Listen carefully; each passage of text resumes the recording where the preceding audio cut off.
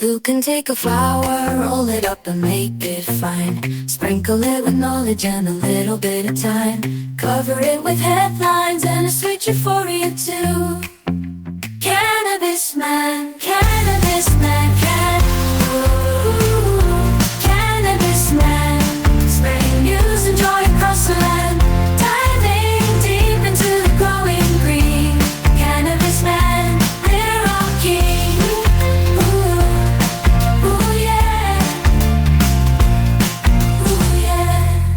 Ooh, yeah, and welcome into another episode of the Cannabis Man podcast. Thank you so much for clicking on the show. I am your host, Don Kleppen, and if it's your first time here, welcome. It's a show where we're trying to take a journalistic look at all things legal cannabis. I myself am a broadcast journalist in Chicago. I do news on WGN Radio, 720 AM, and you can hear me doing news, business, and traffic there from time to time, especially Saturday mornings during Home Sweet Home Chicago with David Hochberg and House Smarts Radio with Lou Manfredini. And I decided to start this show because when cannabis became legalized here in Illinois back in 2020, and obviously in other states like Colorado and Washington back in 2014, I am a personal cannabis user of 20 years or so, going back to about 2007-ish, 2006. That area is when I kind of brought it into my life. And I always dreamed about the day when perhaps society would change its mind about this prohibition,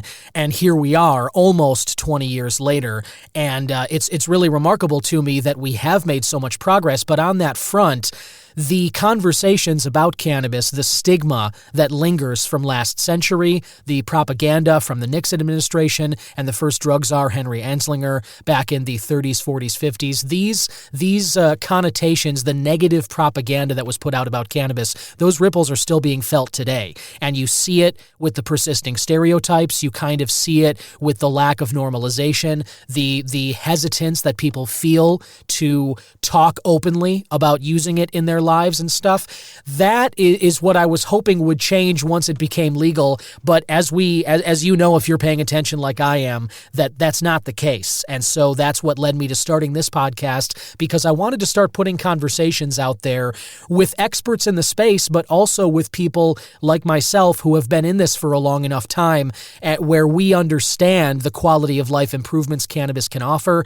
And I just wanted to kind of start moving the conversations in the direction that I did not see them moving in on their own in legacy media, on typical TV and radio stations, like the ones that I work at and stuff like that. So that's what led me to starting this show, and that's what I hope to accomplish on the Cannabis Man podcast. If you couldn't tell, I am pro-cannabis. I do believe in its healing power. It certainly has worked wonders for my life. But that being said, I do not believe that it's right for everybody. I say this on the show time and time again. I'm not here banging the drum that everybody should use cannabis for every issue you face in life. I don't believe that. I think there are a lot of options that we can use and lean on to kind of help ourselves through the difficult moments, to improve our quality of life in many different ways. But that being said, cannabis does definitely play a big role in my life, and I know there are other people out there who could benefit from it as well if they would just give it a chance, or if this prohibition would finally end.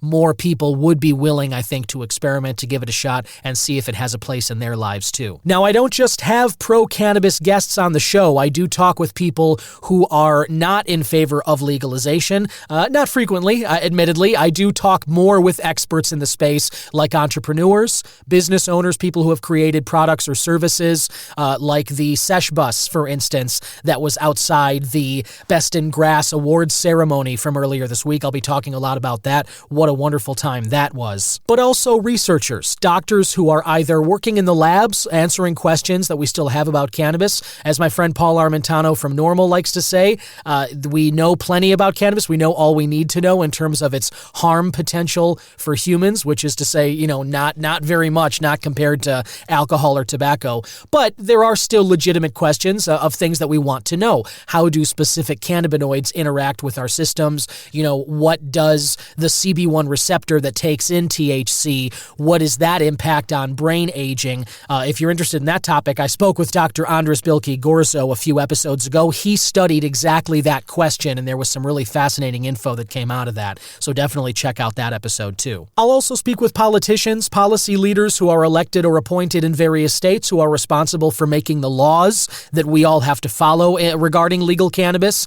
And I'll speak with journalists or other people covering the space as well. And I like to bring you news, perspectives, events coming up related to cannabis, along with those expert conversations. And you can hear all of that every week on the Cannabis Man podcast. I put out new episodes Fridays, and I'd really appreciate it if you leave a rating or review for the show. However you're getting this, Spotify, Apple, YouTube, leave a rating or review, comment, share it with your friends. You can also follow the show at C-Man Podcast on Twitter and Instagram, and it's the Cannabis Man Podcast Facebook page and YouTube channel as well. You can also text the show anytime at the link in the description notes that says Text Cannabis Man. I'll get your message and respond to it. And there's so much news in this space that I recently launched the weekly Chronic newsletter on Substack. I put out new issues every Tuesday. I talk about news stories that don't make it into these episodes. I give a little deeper perspective, additional product reviews, and I'm going to start adding some interviews onto the newsletter as well. So if that sounds like more your speed, if you want a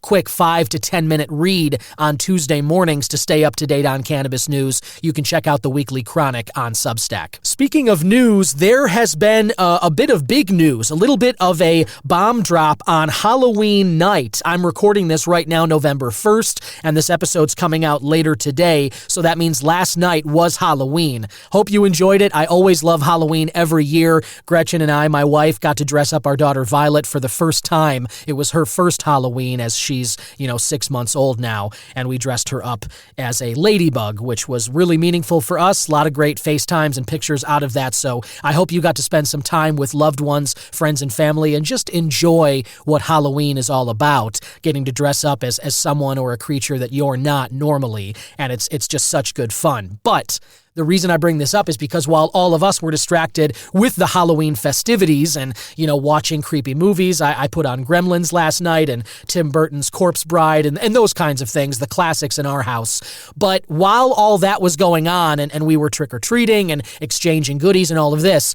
some news broke, and I got this from a source of mine, that the DEA has delayed the cannabis rescheduling hearing, which was set for December 2nd. They have now delayed it until next year, 2025. We're looking at January or February. So I'm going to break that down for you later in the show. I also have the News Joint Wrap, which is a wrap-up of Illinois stories relating to cannabis. I'm here in Chicago, Illinois, so I'll talk about some events and some news locally here, but I also talk national stories, just like that one. That's a big national story, and global stuff, because there are countries all around the world, like Germany, like Uruguay, like Ukraine, that are slowly legalizing cannabis. And of course, Amsterdam has been the OG in this space, which legalized a long time ago. So the point is, this is a global show. I've got listeners in 85 countries. Thank you so much, by the way, for supporting the show. And I'm still getting used to the fact that this is the #1 Good Pods podcast for indie news.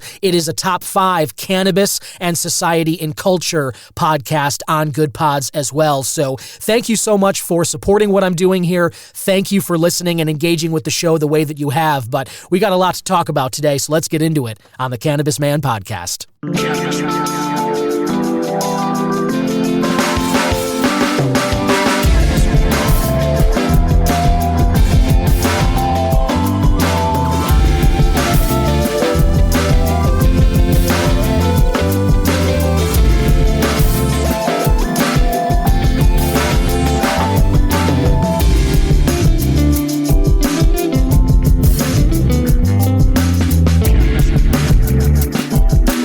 This is Tommy Chong, and you're listening to the Cannabis broadcast.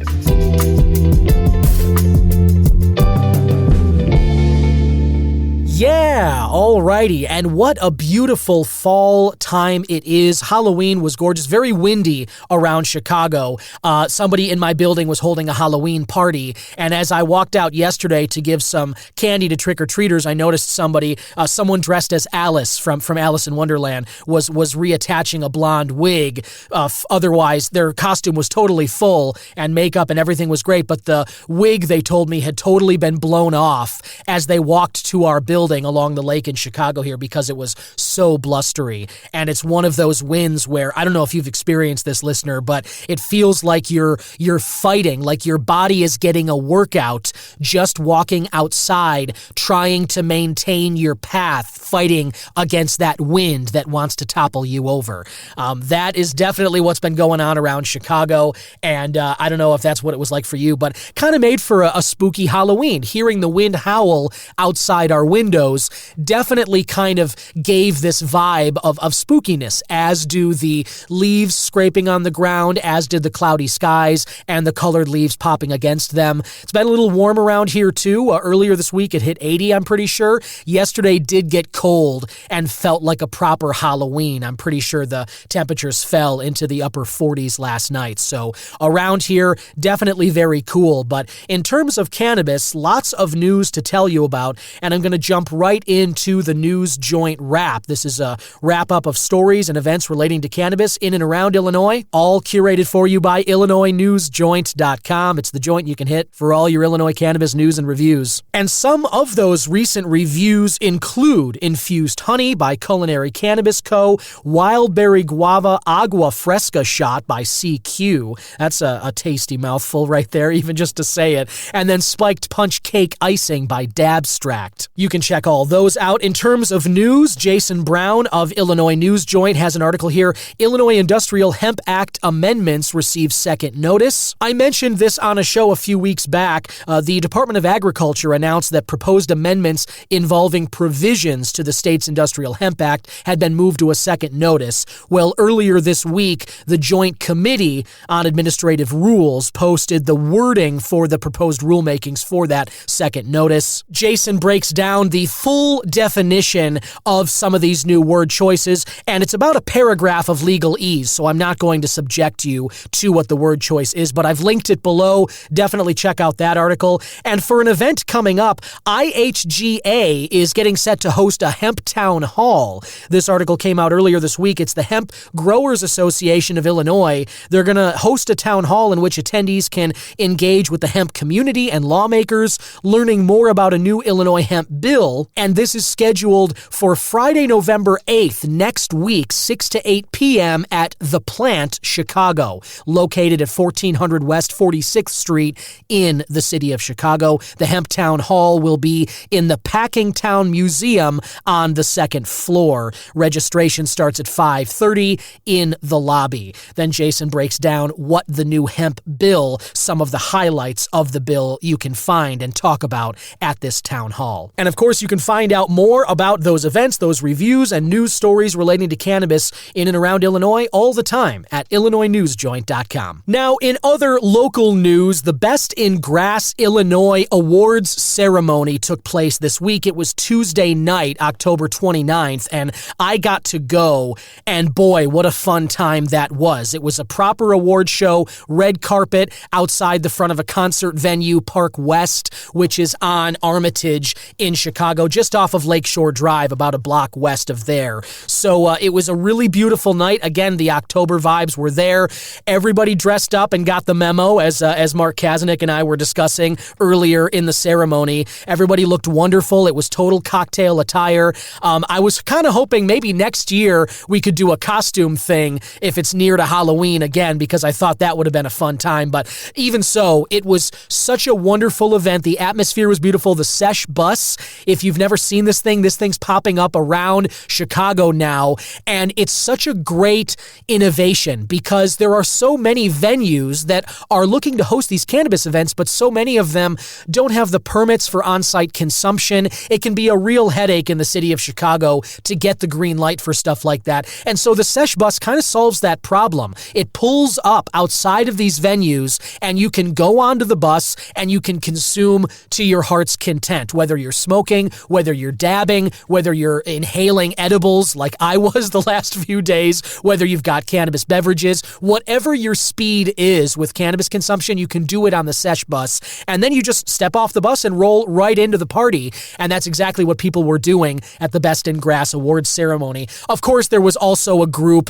in the alleyway next to Park West, just kind of blowing the smoke in the air. I certainly joined in with them because there's something about open air consumption as well. Smoking outside, just in the fresh air among other people, feeling the wind and just kind of seeing the smoke dissipate quickly. There's something about that too. So whether you want to go on the sesh bus or just kind of hang, in the outdoors, you are, of course, risking any kind of, if somebody walks by and gives you a little slap on the wrist for public consumption. That is still not legal in Chicago, but I have yet to see anybody enforcing that law. So either way, it is up to you. But back to the Best in Grass ceremony, this was such a fun time. And going inside, stepping on the red carpet, going through the little, security gates, getting waved through, grabbing the tickets at the window, and then stepping inside, it was just immediately such a fun party vibe. You see all the cocktail dresses, you see everybody in suits and jackets and whatnot,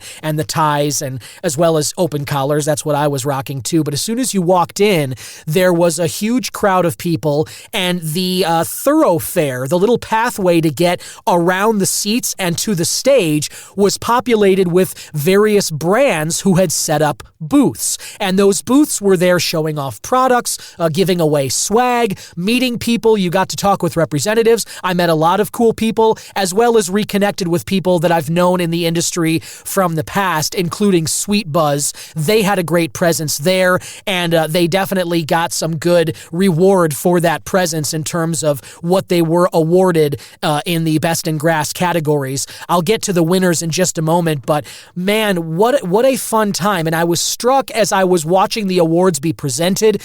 I sat by the bar. My one gripe with this was I had to buy a $4 bottle of water.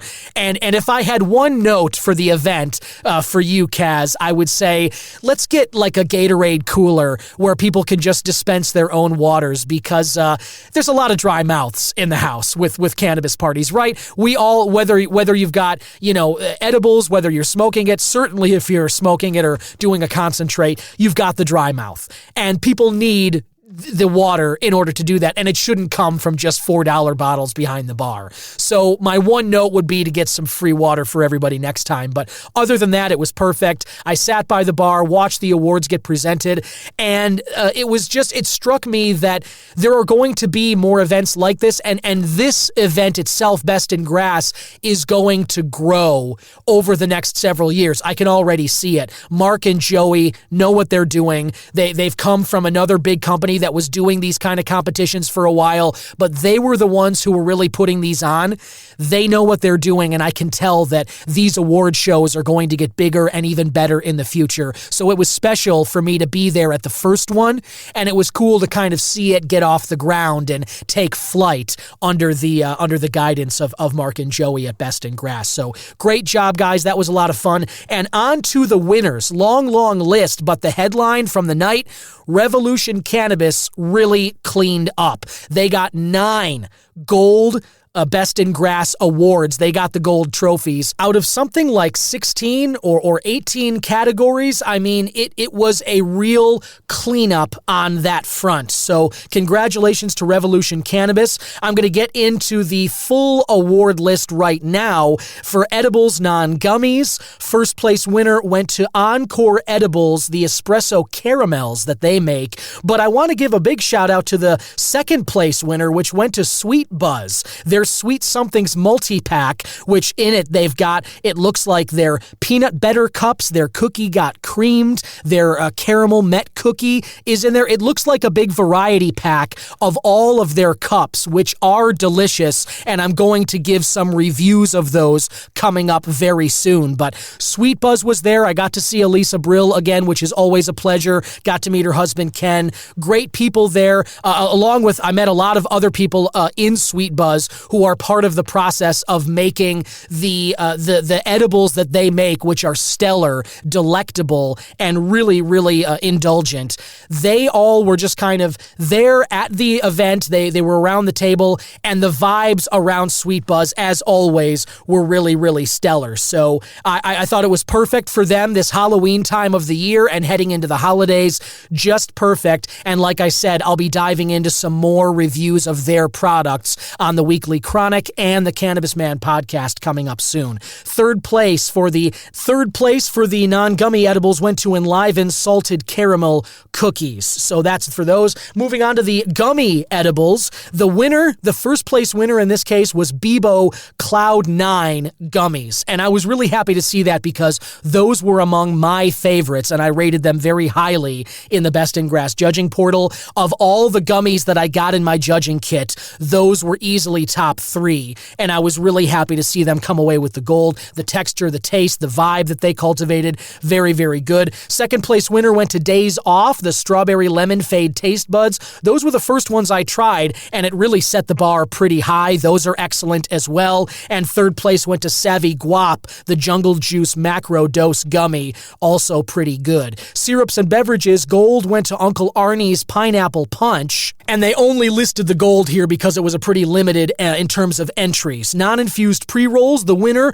Northern Heights for their Go-Gurts Boof pre-roll.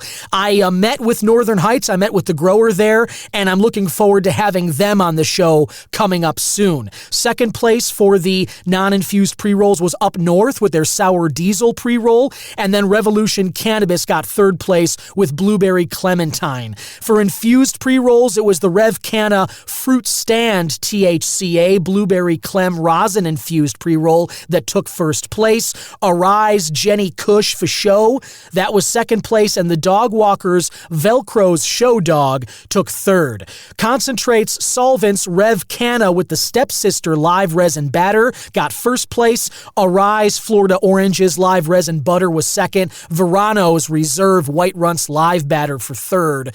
Non-solvent concentrates, gold went to Rev Canna Gorilla Cheese Live Rosin. Arise took second place with its Purple's Milk Live Rosin Batter, and Rhythm in third with Animal Face Live Rosin. Non-rosin vapes, the Essence Yum Yum Vape took first. Rev Canna Blueberry Live Resin was second place, and Arise Romulan Live Flower Vape took third. Rosin vapes, the big winner, Rev Canna again, Blueberry Clementine Live Rosin. For second place, Floracal Farms, the Devil Drive Rosin Vapes, and third went to Arise Wedding Cake Live Rosin Vape.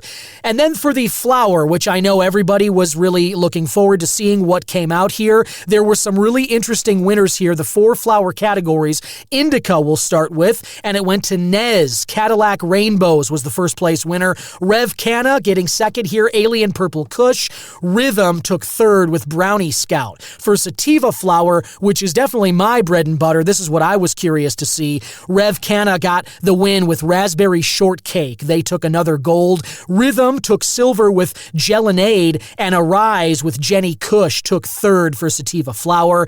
Hybrid flower, Rev Canna with Gorilla Cheese took first place. Nez Daily Grapes was second place. Rhythm Runts S1 was the third place bronze winner. And then medical flower. First place gold went to Up North Durban Poison. Rev Canna won silver with Stepsister, and then Rhythm Orange Harawana took third place. Medical concentrates, Rev Canna was a winner there. Arise Wedding Cake Live was second. On the Rocks with Ice Cream Candy took third. And then medical vapes, Rev Canna with the gold, Arise with silver, Verano Reserve with third. Berry Bliss Live was what got them the bronze there. And medical edibles, first place went to Rev Canna Fudgies. They took the gold for that. Days Off Sour Watermelon Taste Buds took silver, and the Encore Edibles Strawberry Peach 2-to-1 CBD THC gummies took the bronze for medical edibles. So that is the full list of winners of the Best in Grass Illinois awards ceremony from this week. Again, great job to Mark and Joey. I really look forward to next year's. This was such a fun time, and I'm loving this new proliferation of cannabis events. Stuff like this is going to keep on happening. There are going to be more award ceremonies. There are going to be more parties, more events relating to cannabis, which allow you to consume it, whether they're out in public or just maybe in a private place like the Sesh Bus. But either way, I am so welcoming to all of these parties and events because this is a part of how you normalize cannabis, and it's really, really stellar that we're seeing this stuff happen. And normalizing is kind of part of what my mission is here with this podcast, and I want to just give a brief shout out to somebody that pulled me aside when I was at the radio station WGN that I work at part-time recently. This is Pete Marrero. He's the business development manager at Blue Sky Restoration. He frequently joins David Hochberg on Home Sweet Home Chicago, and Pete pulled me aside during a break recently and just shook my hand, said he loved this show, really appreciated what I was doing here because he had some family who really needed an alternative to alcohol, and I'm just so thrilled that he said that family member is starting to finally explore this stuff. He wants to kind of nudge his kids in that direction as well.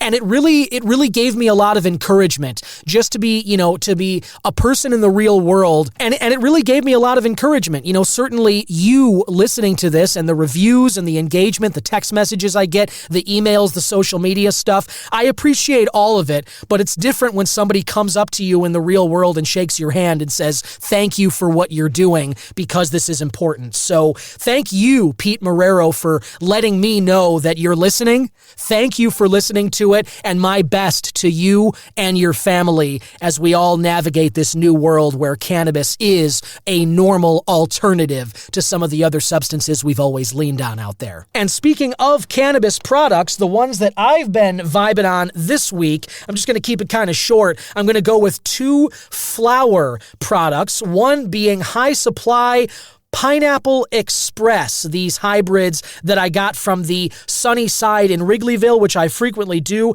Got 5 of these pre-rolls. They were on sale. I believe I got them for $20. And not bad. I gotta say, though, for the name Pineapple Express, I have a pretty high bar of expectations.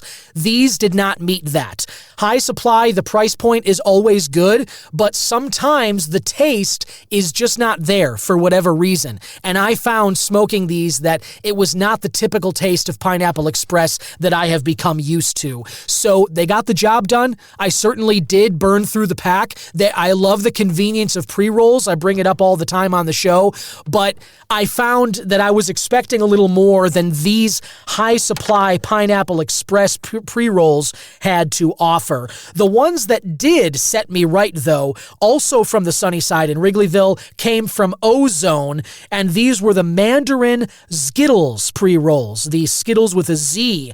Harvest date, July 15th. They were packaged August 20th, and for the total THC in the pack, just over 30%. There were 3 in this package. I believe I got it for $10 or $12. Pretty great stuff offered by Sunnyside Wrigleyville. They always do some good deals there, and I really enjoyed these Mandarin Skittles pre-rolls. Again, only 3 of them, but I had a few of them this week in the evening times when I was going for a walk, or I went to a show actually with a friend of mine, Yusu, who does the theme song for this podcast. Yusu did an album recording for a show here, Sofa King, which is currently running in the Burger Park Coach House, and I believe they have some other shows that are, they have some other scheduled shows after the fact, but that was a decent show. I really enjoyed it. The songs were very catchy, and during the intermission, Yusu and I stepped outside and I burned one of these Mandarin Skittles pre-rolls from Ozone.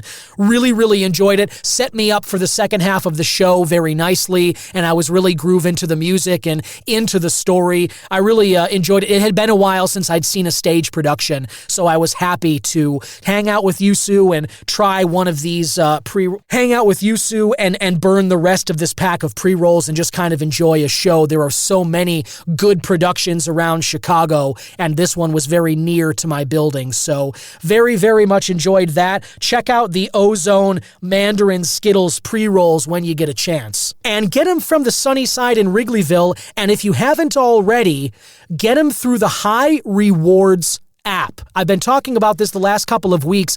High Rewards is the only cannabis rewards app that you will ever need. You download it on your Apple or Android smartphone. You set up your profile with your name, your email, your location, create a password. And then what you do is every time you go into a dispensary, every time you open the High Rewards app and you check in. And by checking in, just by walking in the door, before you've bought anything, you will get points through the High Rewards app, points that have real-world cash value. Then when you go up to the counter at the dispensary and you buy whatever cannabis product, you scan your receipt into the High Rewards app and you get more points. A lot from Sunnyside, by the way, currently doing a special over there. So you go into this dispensary that you're going into anyway to buy cannabis, and you can start racking up these points on High Rewards. And there are other ways to get points too. You can read articles, you can take surveys, you can watch videos. Now you can play mobile games. You can do all these things that you're likely doing on your phone anyway. But if you do them through the High Rewards app, you will get paid in points for all of them, and you can take those points to the dispensary and exchange them for real cannabis products. That is how this works. You rack up a bunch of points, and then those points can be used in place of cash to buy your next weed purchase. I mean, this is crazy. This is crazy that by watching videos and playing games, taking surveys, and just going into dispensaries like normal, you can actually earn points to spend on cannabis products. This is amazing innovation from High Rewards. And if you use the promo code CANMAN, CANNMAN. If you use that, you'll get $5 automatically right there in your stash. So head to highrewardsapp.com or check out the Weekly Chronic because I put a QR code in there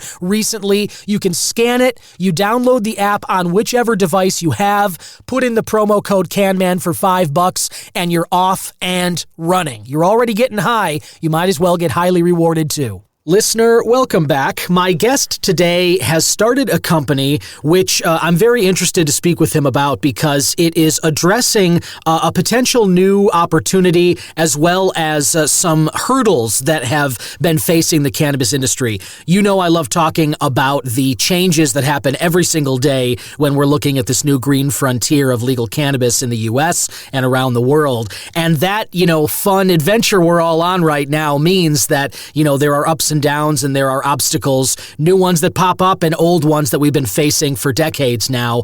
And one of them has to do with telecom regulations. One of the issues that cannabis companies face is that they are unable to reach out to consumers and to their customers as business owners the way that a lot of other industry giants are. And there's been a change slightly in the regard of how cannabis businesses can reach out via text messages to consumers. And this is from advocacy groups in the Denver, Colorado area. And there is a new tech startup there, AIQ, which I believe stands for Alpine IQ. Love the name, and I can get some clarification on all of this and some more details from my guest today. Listener, please welcome Wes Paschal. Happy to be here. Thank you for having me. Oh, my pleasure, man. Thanks for... So let me start by just saying, what do you prefer to go by? And I always screw this up. I should have asked before the interview started, but did I have that right? Is it Alpine IQ? You did. You absolutely did. Excellent. All right, so tell us a little about your journey, Wes, and then just kind of about the company at large. Yeah, absolutely. I mean, I became really passionate about cannabis, like many people do, in college. I mean, that was the first place I ever tried it. I didn't try it as a younger high schooler or anything like that, which I don't think people should. Right, agreed. Got very passionate about cannabis during my time in college. And I watched a documentary called The Culture High, and it's fantastic. It's aged very well. It still is super relevant. It's a great watch for those listening that want to learn a little bit more about the history of Prohibition. And that was really where I started to put some words behind this thing that I saw as being a positive impact in my life. So watched that documentary, and it taught me a lot of the positives from a health benefit that exists, and it taught me a history of Prohibition at a high level that just gave me a little bit of a knowledge and education around this thing that was slowly becoming a very beneficial thing in my life. And so post graduating and earning my degree, I was working a job that I was not super happy that I was working. I wasn't passionate about what I was doing. And me having fostered this love for cannabis over the years, this love for the plant, I looked for an opportunity to get into the industry wherever I could. And so that was the start of the journey. I took a job with Tilray when they went public on the NASDAQ. Man, what was it, 2018, 2017? Yeah, that sounds right. I packed up me and my girlfriend at the time, now wife, and we moved 41 hours from Atlanta to Seattle. Wow. For my first opportunity in cannabis, and continued to just learn more about the plant and grow to love it even more and see the positive impact that it had on people's lives.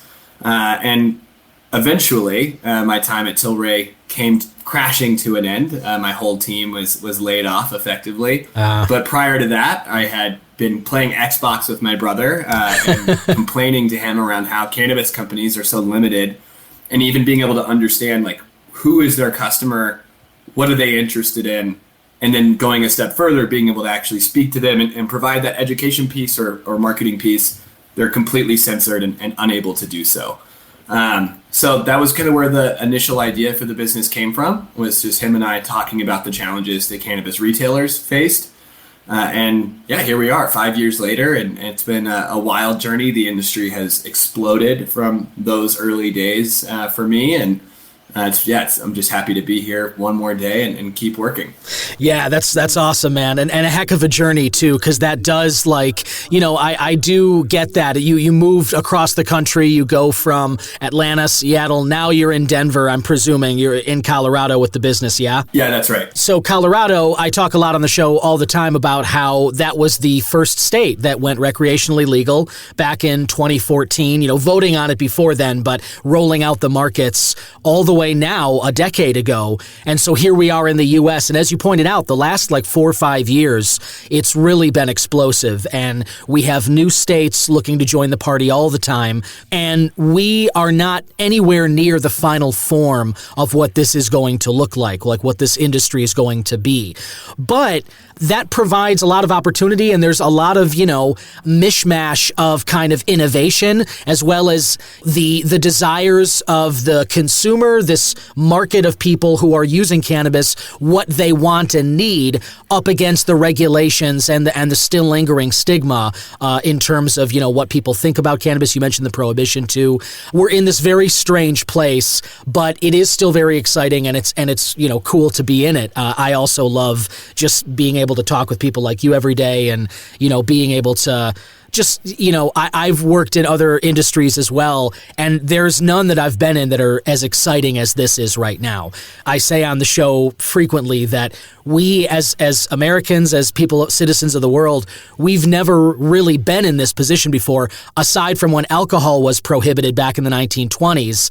Within a 15-year period, it went from legal to completely illegal and then back to legal again. That's the only thing you can compare this ending of the cannabis prohibition to right now.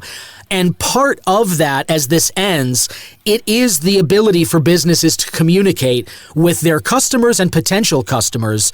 And that is where AIQ comes in. It's what you guys are working on right now. So tell us a little bit about kind of those telecom regulations, how cannabis companies are limited in what they've been able to do, and how that's a little different now that things have changed. Yeah, absolutely. I mean, it's been a rough ride for cannabis retailers, even brands, to be able to speak to consumers.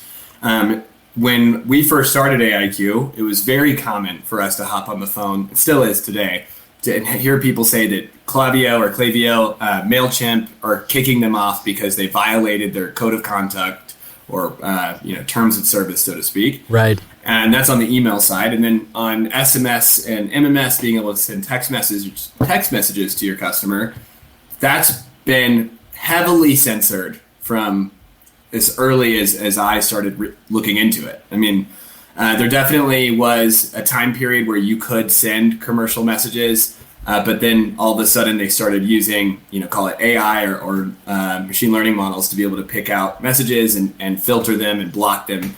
And it's not even necessarily about cannabis itself. I think cannabis, because it's still federally illegal in the United States and widely recognized as illegal across the world, these big telecom companies, AT&T and T-Mobile, Verizon, they really just can't give the kind of official permission, or could not give official permission, to have cannabis content flowing through their wavelengths. However, like you said, kind of teeing off the call, that's shifted a little bit. It's been a long journey. There's our company, there's a couple of companies in the industry that have really been advocating for changes to their policies to allow cannabis companies to send messages without being censored and blocked. We've had a huge breakthrough. We now are able to register phone numbers and able to send messages with relatively no censorship, and with a very specific flow in the way that we do so. And I'd like to just clarify, it's, like I said, it's not really about cannabis per se. I think because of its federal illegality, we get caught in the crossfire. I mean, those companies are really trying to just block spam and bad actors. And cannabis kind of gets hit as a result, right? Collateral damage. But it's unfortunate because it means that there's a huge barrier for retailers and brands to be able to educate potential customers about the benefits of their product, because they send a message and it doesn't make it to your phone. And so, it's a huge issue. Yeah, I can see that. And I appreciate you kind of clarifying it the way you did, because that makes a lot of sense. Whereas you say it's not as if cannabis is being targeted in this regard to block communications. It's more that the tech and however it is these companies go about filtering out spam because of cannabis's status currently, which, as we're sitting here now recording this at the end of September in 24, we're still awaiting the rescheduling, which is hopefully going to happen soon, sometime early next year is really what it looks like right now. Tell us exactly how AIQ kind of is able to help these companies communicate with their customers and potential customers that they'd be targeting. Yeah, absolutely. We have a way to get phone numbers registered, which is the term that we use to say that we've been reviewed and we're able to send messages that get kind of put into a different bucket so that they're not censored. And we're not the only company that is able to do this now. There's a handful of the large operators who send SMS and MMS communications for businesses. We're able to get registered now, which is a huge change. And it's been a long journey. We've been working very closely with our partners in the SMS and MMS text messaging world. And we've come up with a flow where it's high security. It makes sure that every single person who's receiving a message gets age gated and verified so that they are 100% sure that that's the right person to see that content. And because of that flow, the big telecom carriers are able to allow us to be registered and have much lower censorship, much lower filtration, and much lower fees. I mean, there's a cost portion of that too. So it's huge. And that piece of security around customer data, I think, is really where it all starts. Like that that verification that somebody is who we think they are, and that they are of the correct legal age for the state or province that they're in. That was huge for us to be able to convince these big companies, like, hey, the people who are receiving these messages really want to receive them. They want the education, and we know that they are of legal age and able to receive them. For sure, yeah. And I'm glad you said that too, because I know that is definitely a concern for all out there. I think that, as we touched on earlier in our talk, I got into cannabis right at the end of high school, just afterward, right when I was about 18, more so in college. But, as we were both, getting into it around that same time, around like college age, that experience, and as I look back now, it is important for that age gating to be happening. I think most of the responsible people out there were aware that, we don't want kids, people who are still in a developmental stage of their brains moving in a certain direction. You don't want cannabis to be sort of exposed to groups that it's not meant to go to yet. There is a reason why it is above the age of 21 right now, just the same way that we do for alcohol.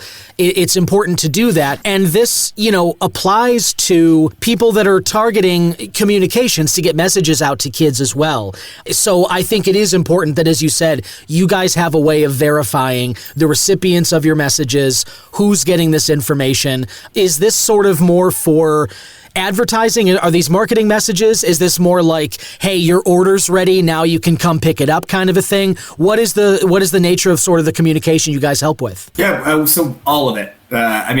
I think that the answer to getting rid of the stigma, to enacting political change and kind of keeping this movement for legalization and normalization moving forward starts with education. It starts with really informing people about the positives and the amazing impact that this plant has had on people's day-to-day lives, that sometimes they go from having a debilitating long-term illness that has really hampered their lives from their youth, and then they introduce cannabis as a medicine, and they walk away with virtually no symptoms, feeling normal again.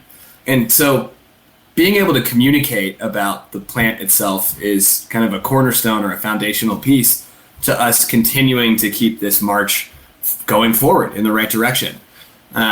So I would say that, yes, we certainly have a lot of advertising and marketing for products that are run through our system's wavelengths and that run through text messaging, but a lot of it is educational.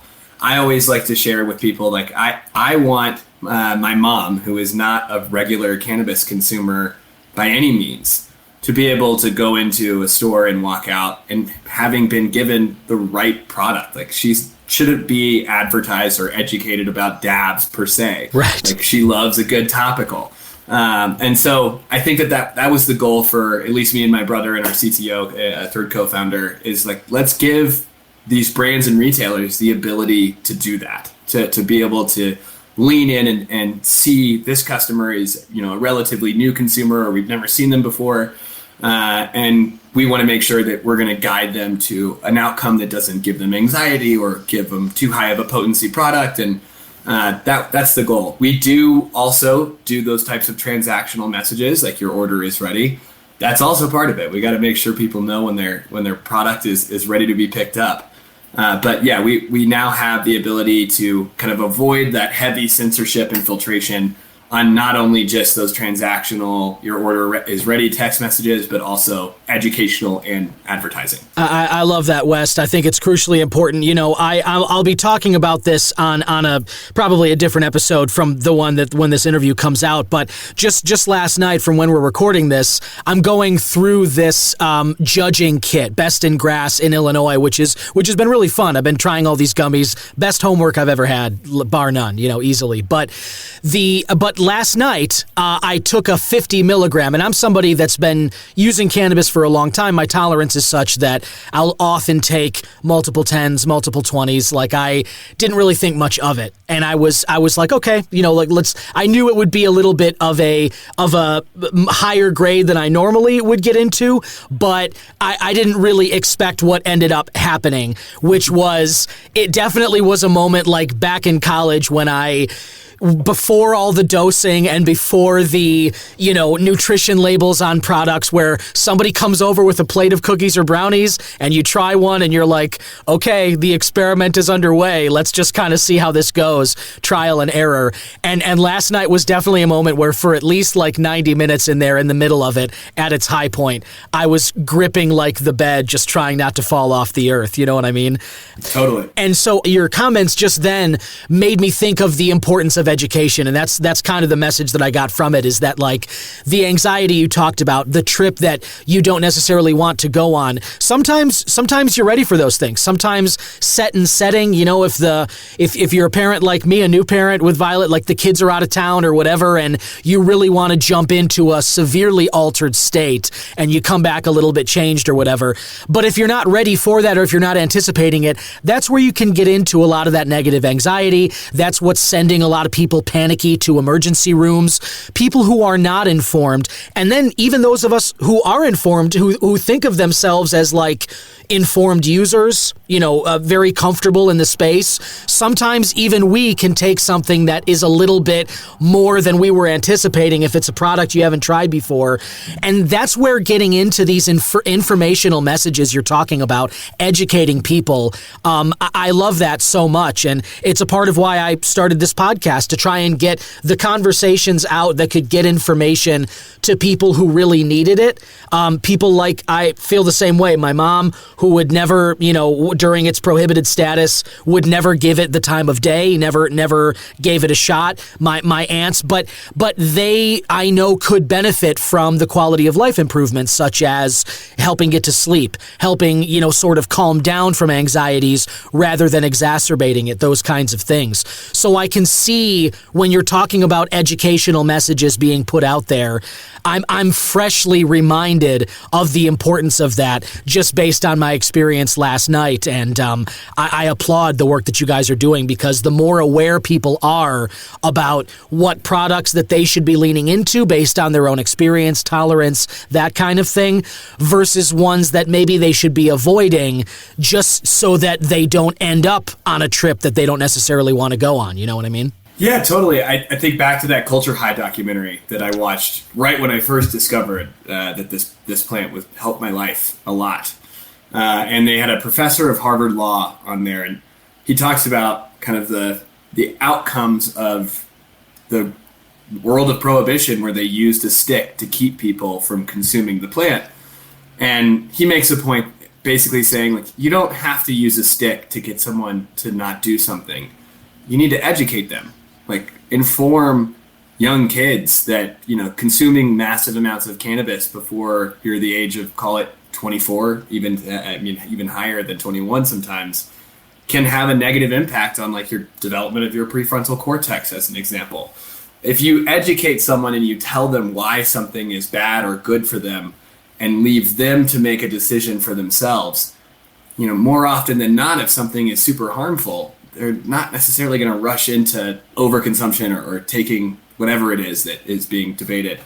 I think education is key. It's the way that we'll get all the people who still consider the plant to be extremely harmful. I mean, we all remember those old advertisements back in the day from Dare and a couple others. The old scrambled egg, here's your brain on drugs, yep. I mean, there are a huge group of people in the United States today that still feel that way. And I think that these types of conversations that we're having today, the ability to inform people about how life-changing this plant has been for people with horrible illnesses that have been just a sense of relief for the first time in years, it slowly starts to move that conversation. I think when I first joined the industry, I want to say that there was, it was like 8 states that legalized total. And some, that's with medical and rec together. And now 70% of Americans live in a state where cannabis is legal in some way, shape, or form. And so we've won a lot of battles. We really have. The war still rages on. And the next kind of piece to that is also not ruining families for a plant that's never killed anybody. Right. So we're making progress. I'm so thankful to be a part of it and to be able to see the change happening in real time. And like I said, I think that these types of free form conversations without censorship, without filtration, where we can talk about our experience and how we've been helped, it's just going to help us one step at a time keep marching forward. Well said. A lot of great points in there. 2 things. One of them that makes me think of is kind of, we're talking about the education style of it and the idea of using a stick to deter people from this behavior. You think about how we do sex education. You know what I mean? Like, there was a while there where people were kind of like, oh, maybe we'll just do abstinence and we'll just tell them about all the horrible STDs they could get and kind of like beat them over the head with these nightmare scenarios or physically keep them from whatever. And we realized at some point that that's not the way to do this. The way to do it is to educate them, put the decision in their own hands, and trust them to be responsible with that knowledge in their heads and be in an understanding of what the risks are, and then be able to move forward and make informed decisions about that. Just in terms of the education thing of it on this side, that's kind of an example that just came into my head as we're talking about this. And the other side of this too, why it's important for education as well as, getting the word out, it is to end the stigma. I talk about that regularly on the show, but there's this other side of it, and this kind of it comes up in conversations like this one that I have with guests on the show, but also just when I'm at dispensaries, when I'm out in the world now. It's so great to see, as you've said, we've won a lot of battles and the needle has moved a lot just in the last decade about, legal cannabis in America and around the world. But another side of it is that some companies are able in different states to charge premiums for high THC potency products. You know what I mean? And so what there sometimes is, and I feel like the regulatory bodies put those standards in place to be like, okay, maybe people won't want to pay the high premium, so they'll avoid some of those products, to be kind of like a subtle deterrent for maybe wanting to go that route. But I think what happens a lot of times with good intentions is that they ended up creating an incentive for companies to move a lot of high THC products because their bottom lines can actually be impacted by selling higher stuff. And to be fair, there are people who are not educated or maybe who are, but they've made their own decision about what they want when they go in there. They'll go into a dispensary and just ask for the highest potency product that a dispensary has or a bud tender has in stock. And then they go out and they're like, yeah, like I really want to get ripped tonight. So just like you'd go to a bar and say, all right, I'll have a double scotch or whatever, they think of it in that way. But without that education and kind of, those people who aren't necessarily prepared for what they're signing up for in that regard, that also comes to mind when we're talking about how crucial education is. It feels to me like we're right on the front end of something where if we keep moving in this direction, corporations charging premiums for high THC products, it's just going to end up with a lot more people in emergency rooms, in panicking, in places where they don't have a good time, and then maybe they walk away from that saying, oh, I guess cannabis really wasn't for me. And it's like, no, it can be. It's just you were not ready for the trip you signed up for, and you needed to go in there with an informed perspective before placing the order, yeah? Yeah, it's not your father or mother's weed anymore. Yeah. It's grown, it's changed. And that's exactly one of the educational things that we want to change.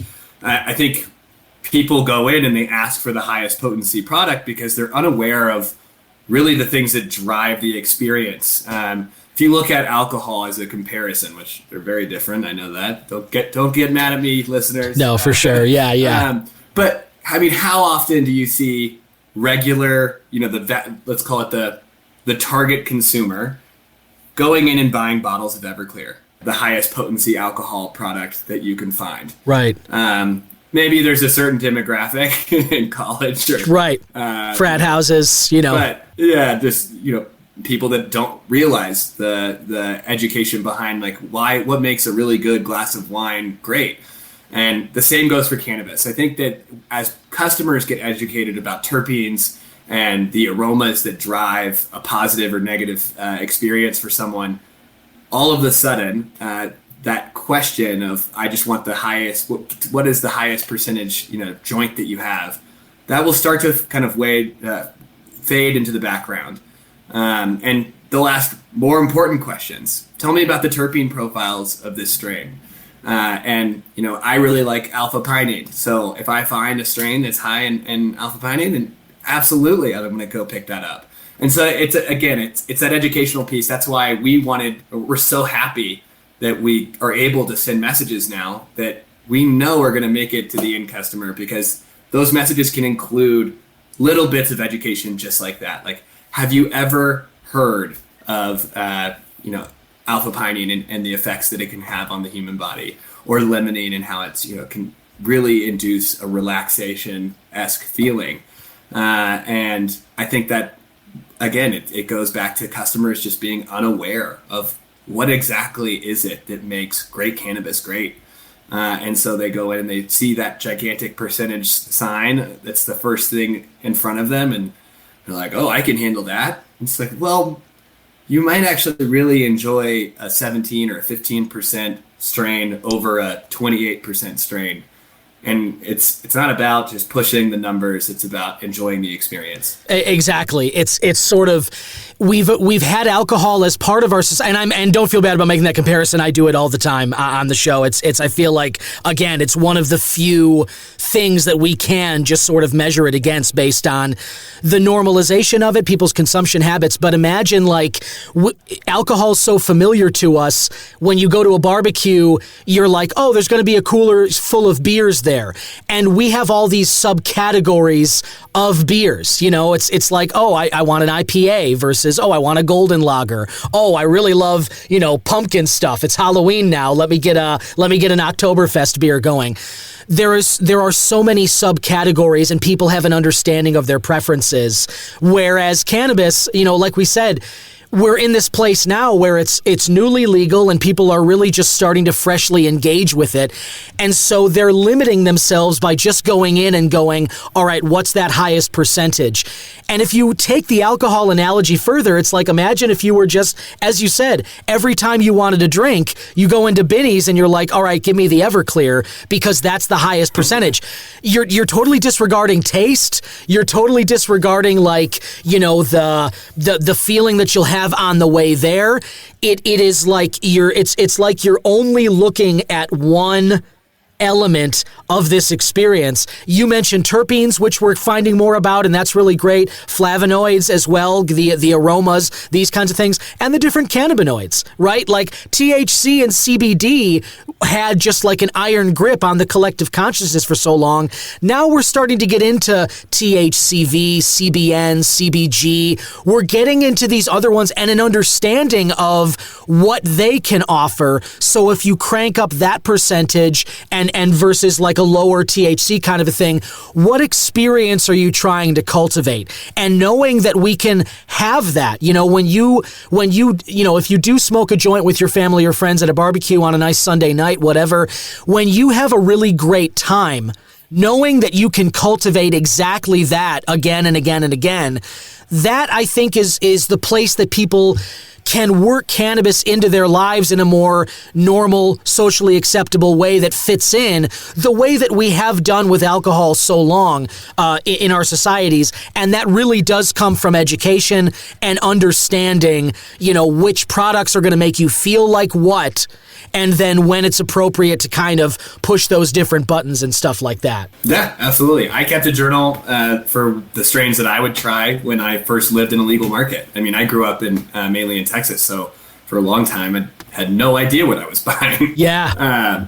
And I kept a journal and logged, because fortunately for me, Washington State does a pretty dang good job of providing terpene testing, which I know that's always... I'll shelve that conversation. That might be a different podcast. Sure. But fortunately for me, I was able to see terpene readings and I was able to log the things that I felt after consuming certain terpenes. And I found my own path of things that I really enjoyed. And for the record, I think CBG is awesome. I think CBN is awesome for their own use cases. Right. So yeah, we're really just still beginning, like you said at the start of this call. We're really still just starting to scratch the surface of what this industry and what this plant can do for people. And I think that every day I love hearing news from people about some new product formulation and, you know, fast acting edibles, and, you know, education will help open the doors for people to be able to understand the positive impact it can have on their life. And I'll be the first to say that I know cannabis isn't for everybody. There's plenty of people that probably won't ever have a positive experience taking cannabis. But it's still important for us to continue to educate even those people so that they're aware that this isn't the thing that's going to scramble the brain. Right. I think it's probably the lowest risk recreational thing that you can consume it's good for your brain. Yes, yeah, totally. And I know well said, because I say that on the show all the time. I'm not here on this show banging the drum that cannabis is right for everybody. I don't believe that. What I do believe is that it's right for a lot of us. And for those of us who have found that this is the vibe that I want to have in my life, this makes my quality of life so much better than it was for so long. For those of us that are there, cannabis should be able to be as normal all a part of our lives as beer and wine and liquor have become in those other places. West, what for people who are interested in, exploring AIQ's offerings and businesses that might want to be able one day to communicate with their customers the way that we're talking about right now, how can they contact you guys and find out more? Yeah, go to AIQ.com. Super easy link. AIQ.com, there's a way you can go there. You can hop on a live chat, schedule a meeting pretty quickly. And we're happy to walk you through it. And again, just thankful to announce the news that for once, cannabis retailers and brands have the ability to send messages to the people who are so desperately wanting them. And as a consumer, that now, hey, you're going to receive a message that, we'll ask you to verify, same way you do with your bank when you try to log in and they send you a quick PIN code. You're going to have to go through that process, but now you're able to, and you're not going to, you're going to be able to see that content for the first time and know that, hey, if I am a regular patron of a dispensary down the street and something new hits the shelves, they're able to talk to me about it. And I think that's a huge win for consumers. It's a huge win for business operators. And it's been a long journey getting here, but so thankful that we're making progress. Myself as well. And just for clarification, is this for businesses just in Colorado or other states as well? Every state where cannabis is legal, we operate in, and that includes Canada as well. So if you're a Canadian business owner, we also operate there. We're going where the plant goes. I love it. That's wonderful. So there you go, listener. If you're interested, if you got a business, if you know somebody who can benefit from these kind of services, being able to reach their consumers directly via text message and get some of these kinds of informational messages out there like we've been talking about this call, go to AIQ.com. You can find out more. West Paschal of AIQ, thank you so much for stopping by today, man. This has been a great conversation, and I look forward to talking with you more in the future. Thank you so much for having me. And there you have it, listener. Want to thank again my guest, Wes Paschal of Alpine IQ. Very cool stuff that they're doing there. I love the mission that they're on. They're making it easier to kind of advertise, get the word out about your cannabis product, and to just help the communication side of things. Because, as we talked about, it's still very limited. As cannabis is prohibited federally here, there's a lot of squashing of messaging. There's a lot of algorithmic, squeezing of attempted advertisements. It's hard for people to get promotional materials out there relating to cannabis, and West and his brother Nick at Alpine IQ are doing some really great stuff, and you can check that out at the website that we mentioned. Looking forward to seeing what they do in the future here. And speaking of the future, we are going to have to wait a little long in the future to find out if cannabis does get rescheduled. I mentioned at the top of the show the DEA's hearing set for December 2nd. For months now, that was when they had set that hearing. This has now been delayed until 2025, according to an agency judge. I was tipped off to this by a source, and Marijuana Moment confirmed it with an article last night that I am reading from right now. I like Marijuana Moment. It's a good publication. This is from Kyle Yeager, published late on Halloween here, doing the work on the holiday, which I appreciate, Kyle. Anyway, the article goes on. The DEA's hearing on the Biden administration's marijuana rescheduling proposal is being delayed until 2025 after DEA Administrator Ann Milgram signed off on over 24 witnesses to participate in the hearing on Monday of this week. Chief Administrative Law Judge John Mulrooney issued a preliminary order yesterday on Halloween, signaling that the information provided on those set to testify was insufficient and requesting additional details and potential availability for a formal hearing in January or February of 2025. When the Justice Department proposed moving cannabis from Schedule 1 to Schedule 3 in March following a scientific review, advocates and stakeholders, including myself, had hoped the rule would be finalized this year. You may recall David Culver of the U.S. Cannabis Council and I had a bet that the over-under was October 1st. In terms of rescheduling. Obviously, we both took the over, thankfully, and we're well into that now. But anyway, the DEA did schedule the hearing for December 2nd after the presidential election, but before the January inauguration that will see an administrative change-up.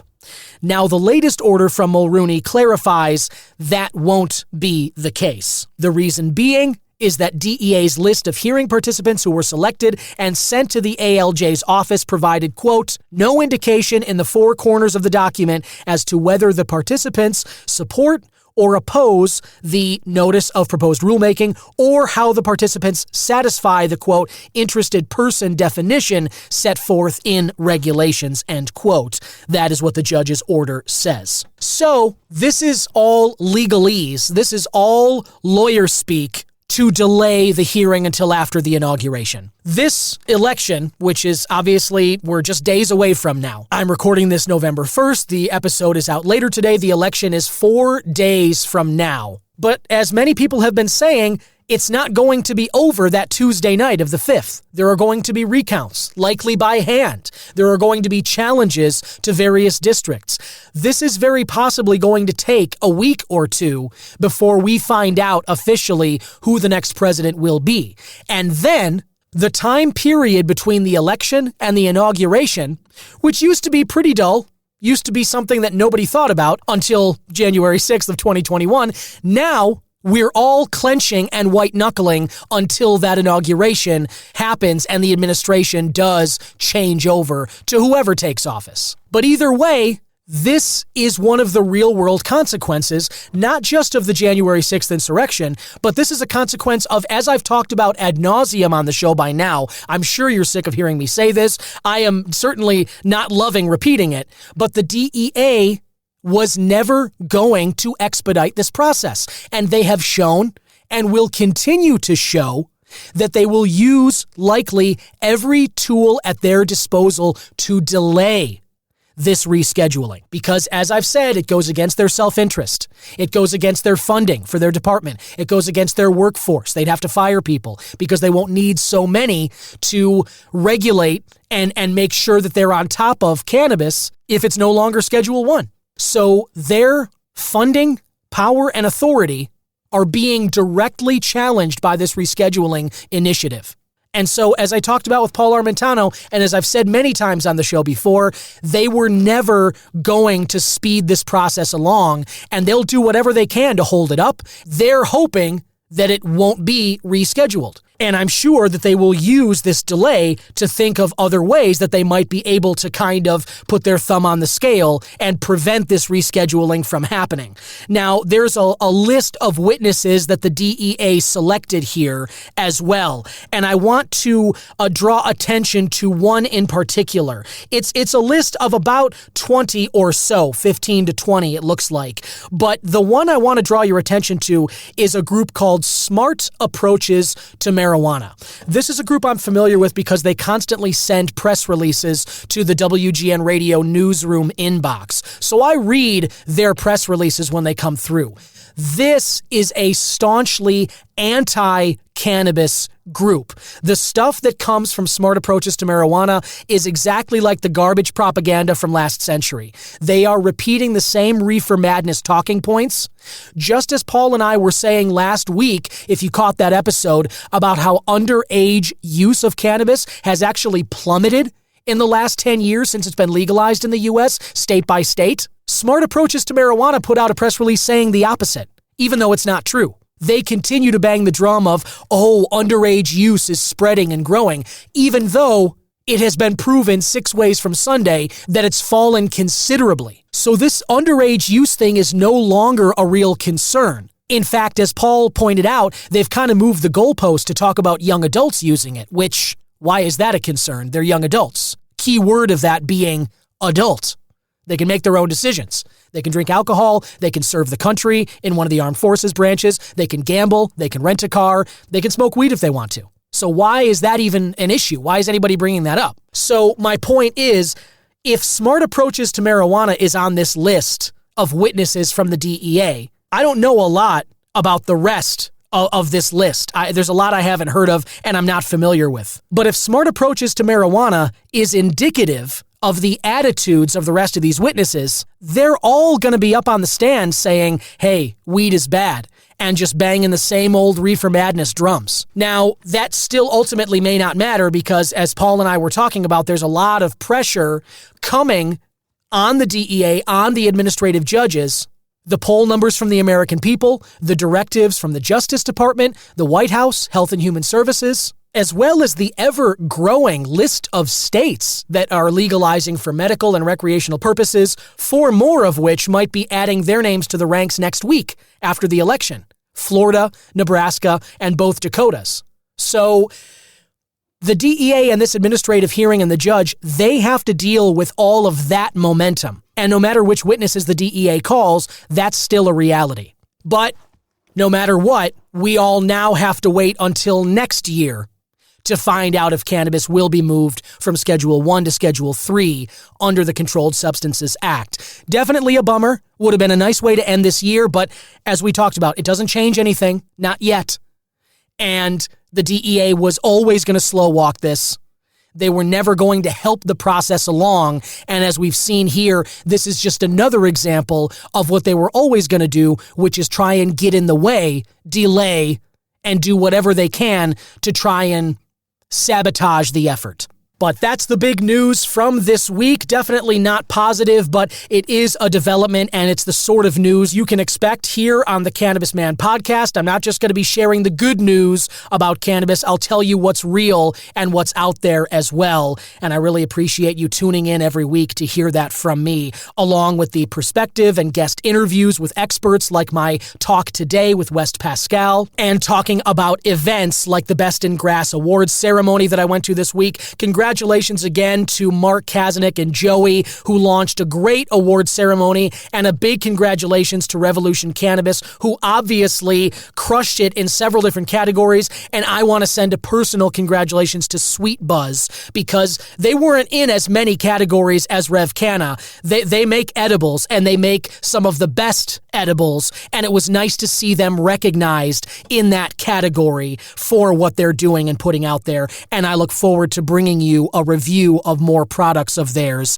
in next week's episode, along with the Weekly Chronic. Be sure to subscribe to the show, leave a rating or review, share it with your friends, comment, send a text. If you went to the Best in Grass ceremony, let me know what you thought. Hearing that list of winners, I would love to know if you tried any of them and what your opinion is of the gold medal winners in silver and bronze. And I will also provide the full list next week on the Weekly Chronic, which you can subscribe to on Substack. Thank you so much for listening. Happy Halloween. Be sure to spend time with those you love. Give them a call, give them a hug. Just spend some time with them, because you'll never regret doing it. We do eventually lose the freedom to make that choice. That option does get taken off the table eventually. Nobody gets to stay here infinitely, unfortunately. And so I promise you, your future self will thank you for doing that. Enjoy the weekend, blaze up, stay lifted, and we'll talk next week on the Cannabis Man podcast. Bye-bye.